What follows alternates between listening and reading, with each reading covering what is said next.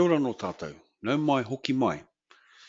As we continue learning te reo Māori, we are going on to numbers. Whiti, toru, me te whā. Once again, I will go through in te reo Māori and then we will translate. Whakarongo mai.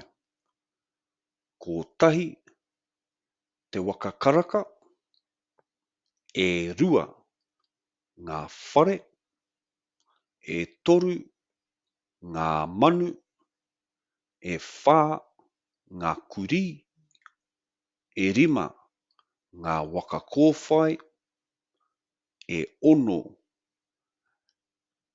ngā ika, e whitu, ngā rare, e waru, ngā ringaringa, e iwa, ngā pene, te kau, ngā hoiho, ngā huru, ngā hoiho. Okay, as you can see in the slideshow, the pictures are telling you what the kōrero is. Ko tahi te waka karaka, as we can see, one orange car. E rua ngā whare, two houses. E toru ngā manu, three birds. E whā ngā kuri, four dogs. E rima ngā waka kōwhai, four yellow cars.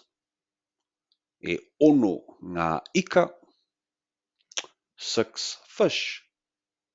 E whitu ngā rare, seven lollies. E waru ngā ringaringa, eight hands of the octopus. E iwa ngā pene, nine pens. Te kau ngā hoiho, 10 horses. Ngā huru ngā hoiho, 10 horses. So ngā huru is another word for 10. Kia ora tātou.